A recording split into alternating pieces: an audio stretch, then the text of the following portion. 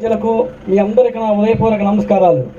రేపు జరగబోయే ఎలక్షన్స్ 2024 13వ తారీఖు మన దేశ భవిష్యత్తుని, మన ఆంధ్ర రాష్ట్ర పునర్నిర్మాణానికి సంబంధించినటువంటి ఎలక్షన్గా నేను భావిస్తూ ఉన్నాను.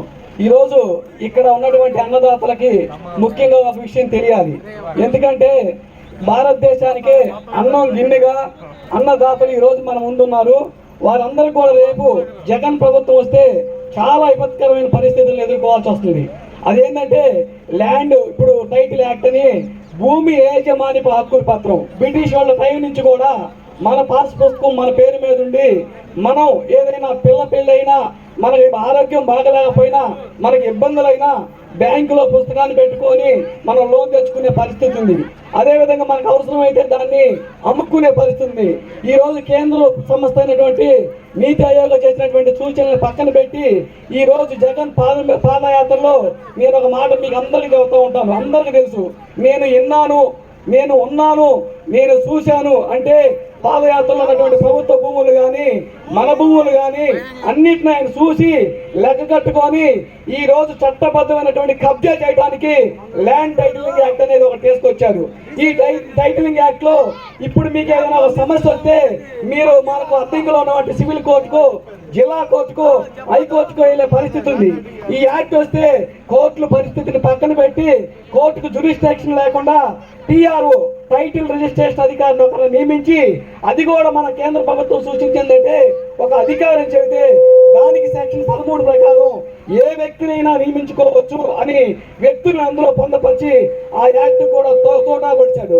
అదేవిధంగా మనకు అప్పీలెంట్ అధికారి డిస్ప్యూట్స్ ఏమైనా వస్తే జిల్లా స్థాయిలో ఒక జిల్లా జడ్జి స్థాయి అధికారిని కానివ్వండి, రిటైర్డ్ జిల్లా జడ్జీలు కానివ్వండి నియమించే ఈ రోజు జగన్మోహన్ రెడ్డి దాన్ని తీసేసి జేసీ స్థాయి వాళ్ళని బ్యూరోక్రసీని పెట్టి అక్కడ కూడా జ్యుడిషియల్ ప్రాసెస్ పక్కన పెట్టి తన యొక్క మాట అయినటువంటి బ్యూరోక్రసీని చెప్పు చేతలో ఉండే వాళ్ళని తీసుకొచ్చుకున్నాడు.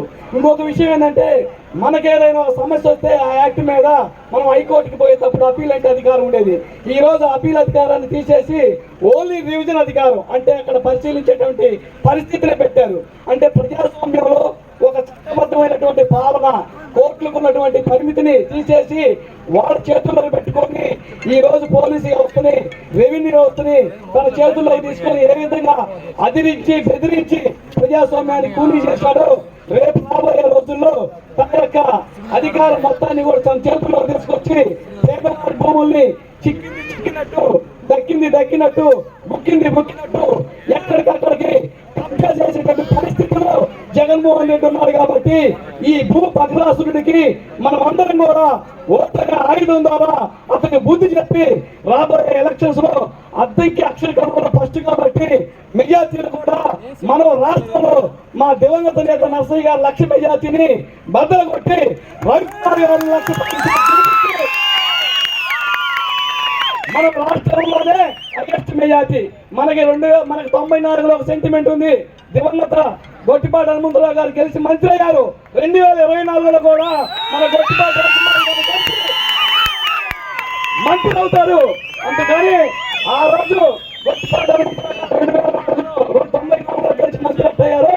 ఈ రోజు 2024లో రవికుమార్ గారు గెలిచి చంద్రబాబు నాయుడు గారు పోటుకోలేరు కీలకమైన మంత్రిగా ఉండి మన అభివృద్ధి స్థానంలోనే కాకుండా ఆంధ్రప్రదేశ్ లో అగ్రగామిగా చేస్తారని, ఇలాంటి పనిచేసే మహా వ్యక్తిని మంచి మెజార్టీతో గెలిపించాలని మీ అందరికీ పాదాభివందనం చేస్తున్నాను.